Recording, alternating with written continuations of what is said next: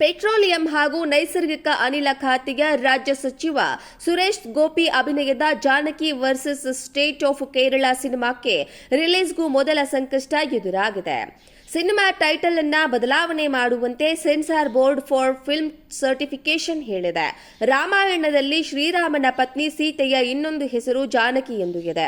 ಅದೇ ಕಾರಣ ಧಾರ್ಮಿಕ ಕಾಳಜಿಯಿಂದ Janaki versus state of Kerala ಸಿನಿಮಾದ ಹೆಸರನ್ನ ಬದಲಾವಣೆ ಮಾಡುವಂತೆ ಸಿಬಿಎಫ್ಸಿ ಸಿನಿಮಾ ನಿರ್ಮಾಪಕರಿಗೆ ನಿರ್ದೇಶಕರಿಗೆ ಹೇಳಿದೆ. ಆದರೆ ಈ ಬಗ್ಗೆ ಸಿನಿಮಾ ನಟರಾದ ರಾಜ್ಯ ಸಚಿವ ಸುರೇಶ್ ಗೋಪಿ ಅವರು ಯಾವುದೇ ಪ್ರತಿಕ್ರಿಯೆ ನೀಡಿಲ್ಲ ಎಂದು ಹೇಳಲಾಗಿದೆ. ಜೂನ್ 27ರಂದು ಬಿಡುಗಡೆಯಾಗಲಿರುವ ಈ ಸಿನಿಮಾವು ಲೈಂಗಿಕ ದೌರ್ಜನ್ಯಕ್ಕೆ ಒಳಗಾದ ಹಾಗೂ ಕಾನೂನು ಹೋರಾಟ ನಡೆಸುವ ಮಹಿಳೆಯ ಕಥೆಯನ್ನ ಒಳಗೊಂಡಿದೆ. ಹಲ್ಲೆಗೊಳಗಾದ ಮಹಿಳೆಗೆ ದೇವರ ಹೆಸರನ್ನ ಈ ಸಿನಿಮಾದಲ್ಲಿ ಇಡಲಾಗಿದೆ. ಹೀಗಾಗಿ ಸಿನಿಮಾದ ಟೈಟಲ್ ಅನ್ನ ಬದಲಾವಣೆ ಮಾಡುವಂತೆ ಸಿಬಿಎಫ್ಸಿ ಮಂಡಳಿ ತಿಳಿಸಿದೆ. ಸಿನಿಮಾದಲ್ಲಿ ಹಲ್ಲೆಗೊಳಗಾದ ಮಹಿಳೆಯ ಪಾತ್ರದಲ್ಲಿ ನಟಿ ಅನುಪಮಾ ಪರಮೇಶ್ವರನ್ ಅಭಿನಯ ಮಾಡಿದ್ದಾರೆ. ಕೇರಳದ ತಿರುವನಂತಪುರಂನಲ್ಲಿ ಇರುವ ಸಿಬಿಎಫ್ಸಿ ಈ ಸಿನಿಮಾಗೆ ಯಾವುದೇ ಸೆನ್ಸಾರ್ ಹೇಳದೆ ಯುಎ ಸರ್ಟಿಫಿಕೇಟ್ ಅನ್ನ ನೀಡಿದೆ.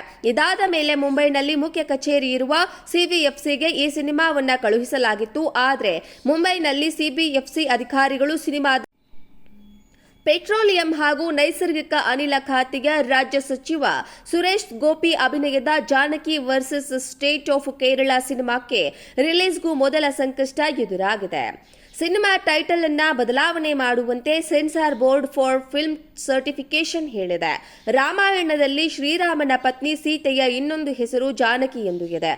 ಅದೇ ಕಾರಣ ಧಾರ್ಮಿಕ ಕಾಳಜಿಯಿಂದ Janaki versus state of Kerala ಸಿನಿಮಾದ ಹೆಸರನ್ನ ಬದಲಾವಣೆ ಮಾಡುವಂತೆ ಸಿಬಿಎಫ್ಸಿ ಸಿನಿಮಾ ನಿರ್ಮಾಪಕರಿಗೆ ನಿರ್ದೇಶಕರಿಗೆ ಹೇಳಿದೆ. ಆದರೆ ಈ ಬಗ್ಗೆ ಸಿನಿಮಾ ನಟರಾದ ರಾಜ್ಯ ಸಚಿವ ಸುರೇಶ್ ಗೋಪಿ ಅವರು ಯಾವುದೇ ಪ್ರತಿಕ್ರಿಯೆ ನೀಡಿಲ್ಲ ಎಂದು ಹೇಳಲಾಗಿದೆ. ಜೂನ್ 27ರಂದು ಬಿಡುಗಡೆಯಾಗಲಿರುವ ಈ ಸಿನಿಮಾವು ಲೈಂಗಿಕ ದೌರ್ಜನ್ಯಕ್ಕೆ ಒಳಗಾದ ಹಾಗೂ ಕಾನೂನು ಹೋರಾಟ ನಡೆಸುವ ಮಹಿಳೆಯ ಕಥೆಯನ್ನ ಒಳಗೊಂಡಿದೆ. ಹಲ್ಲೆಗೊಳಗಾದ ಮಹಿಳೆಗೆ ದೇವರ ಹೆಸರನ್ನ ಈ ಸಿನಿಮಾದಲ್ಲಿ ಇಡಲಾಗಿದೆ. ಹೀಗಾಗಿ ಸಿನಿಮಾದ ಟೈಟಲ್ ಅನ್ನ ಬದಲಾವಣೆ ಮಾಡುವಂತೆ ಸಿಬಿಎಫ್ಸಿ ಮಂಡಳಿ ತಿಳಿಸಿದೆ. ಸಿನಿಮಾದಲ್ಲಿ ಹಲ್ಲೆಗೊಳಗಾದ ಮಹಿಳೆಯ ಪಾತ್ರದಲ್ಲಿ ನಟಿ ಅನುಪಮಾ ಪರಮೇಶ್ವರನ್ ಅಭಿನಯ ಮಾಡಿದ್ದಾರೆ.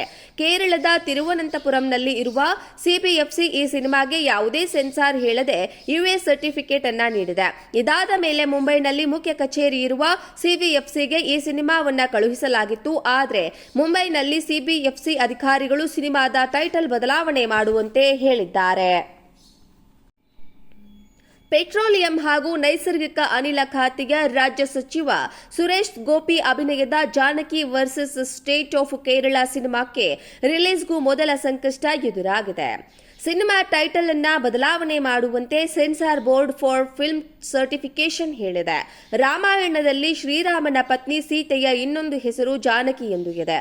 ಅದೇ ಕಾರಣ ಧಾರ್ಮಿಕ ಕಾಳಜಿಯಿಂದ Janaki versus state of Kerala ಸಿನಿಮಾದ ಹೆಸರನ್ನ ಬದಲಾವಣೆ ಮಾಡುವಂತೆ ಸಿಬಿಎಫ್ಸಿ ಸಿನಿಮಾ ನಿರ್ಮಾಪಕರಿಗೆ ನಿರ್ದೇಶಕರಿಗೆ ಹೇಳಿದೆ.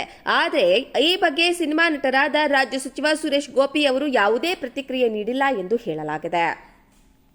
ಜೂನ್ 27ರಂದು ಬಿಡುಗಡೆಯಾಗಲಿರುವ ಈ ಸಿನಿಮಾವು ಲೈಂಗಿಕ ದೌರ್ಜನ್ಯಕ್ಕೆ ಒಳಗಾದ ಹಾಗೂ ಕಾನೂನು ಹೋರಾಟ ನಡೆಸುವ ಮಹಿಳೆಯ ಕಥೆಯನ್ನ ಒಳಗೊಂಡಿದೆ. ಹಲ್ಲೆಗೊಳಗಾದ ಮಹಿಳೆಗೆ ದೇವರ ಹೆಸರನ್ನ ಈ ಸಿನಿಮಾದಲ್ಲಿ ಇಡಲಾಗಿದೆ.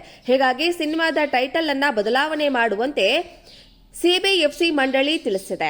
ಸಿನಿಮಾದಲ್ಲಿ ಹಲ್ಲೆಗೊಳಗಾದ ಮಹಿಳೆಯ ಪಾತ್ರದಲ್ಲಿ ನಟಿ ಅನುಪಮಾ ಪರಮೇಶ್ವರನ್ ಅಭಿನಯ ಮಾಡಿದ್ದಾರೆ.